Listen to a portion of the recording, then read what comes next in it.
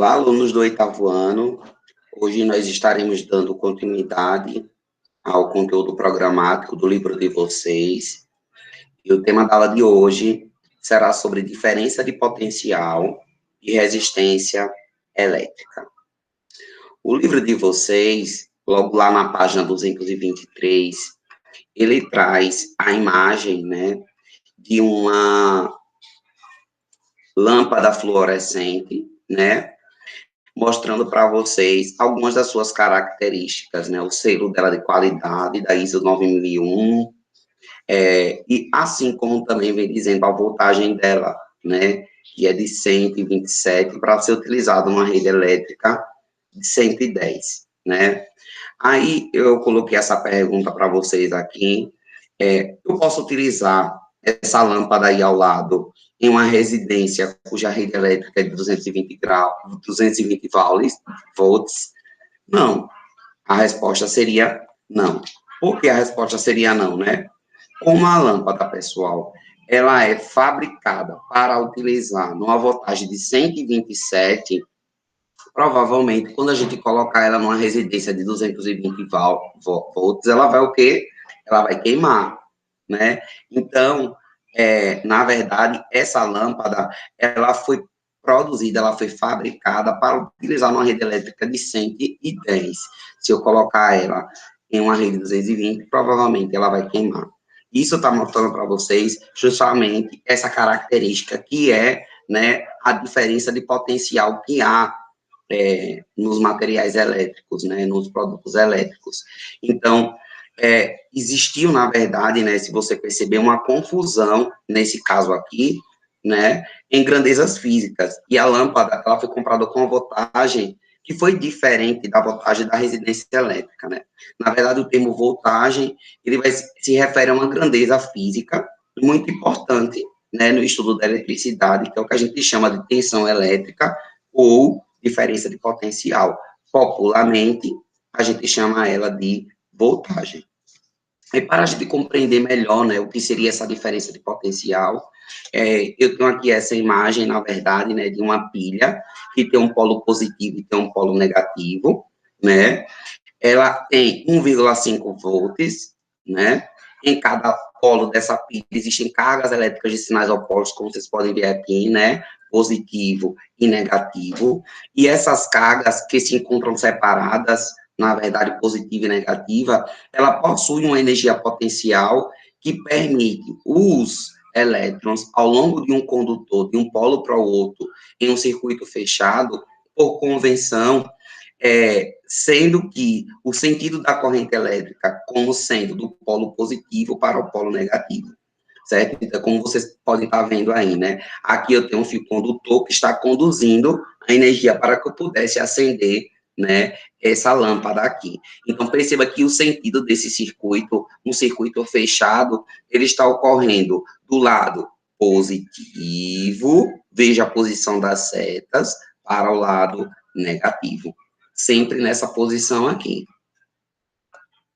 Existe, na verdade, um aparelho para que a gente possa calcular a diferença de potencial, os volts, os volts de cada aparelho, E essa diferença de potencial que ela é fornecida por um gerador elétrico, ela pode ser medida, por um aparelho, que é esse aí que a gente chama de voltímetro.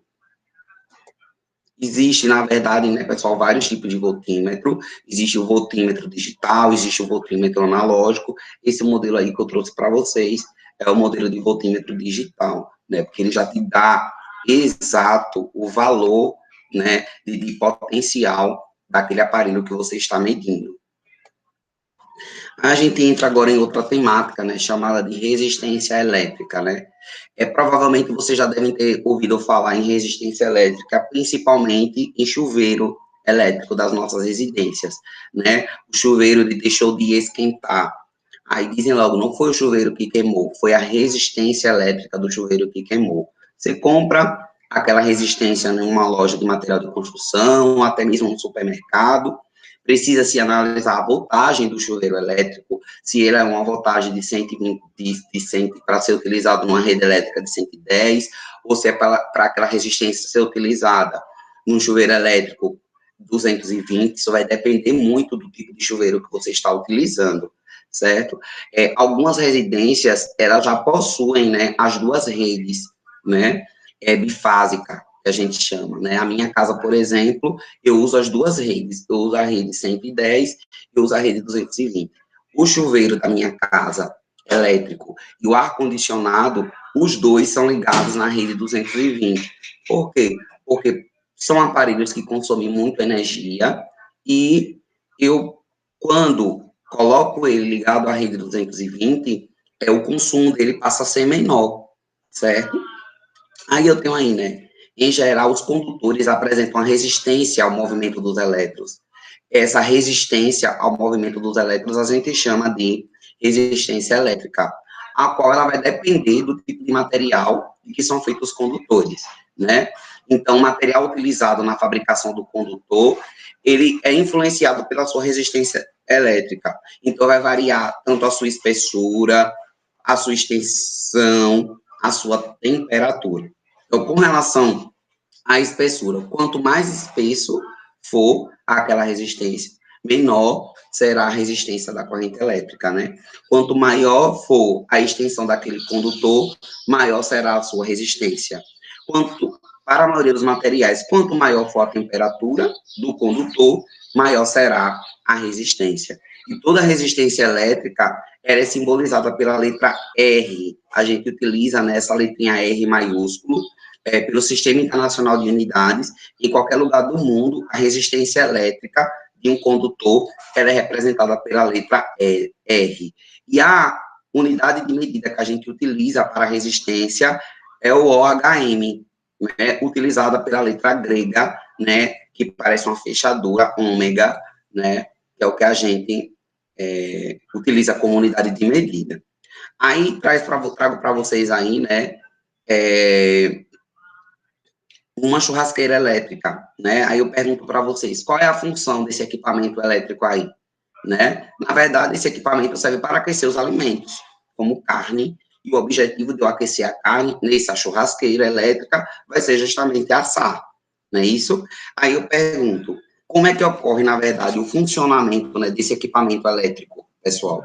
Veja, quando eu utilizo uma churrasqueira elétrica, utilizo ela, lógico, na energia, né? Existe uma passagem de corrente elétrica, né, que ocorre liberação de grande quantidade de energia térmica no resistor, na verdade, que contém nessa churrasqueira elétrica.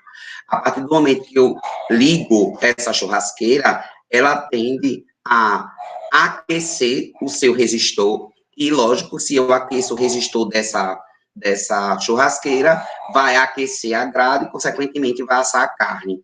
Então, quando eu falo em resistor, eu falo de todo elemento de um circuito e a função dele, na verdade, vai ser converter a energia elétrica em energia térmica, certo? Então, veja que eu utilizo a energia elétrica para que eu possa converter a energia térmica, e essa energia térmica possibilite que o resistor ele seja aquecido, e nessa situação aí mostrada na imagem, o resistor se aqueça, consequentemente passe esse aquecimento para a grade e eu asse a minha carne, né? O fenômeno que a gente diz que converteu uma energia elétrica em energia térmica, a gente chama isso de efeito térmico ou efeito Joule. Aí eu entro aí, né, numa lei que a gente chama, na verdade, de lei de OHM, né, Ohm. Essa lei aí, na verdade, ela estabelece a lei de dependência entre a causa e o efeito, né, para um resistor. E esse efeito, na verdade, ele é calculado pela intensidade da corrente elétrica, né, que está passando, né, ali. Então, eu tenho uma formulazinha, né, para eu calcular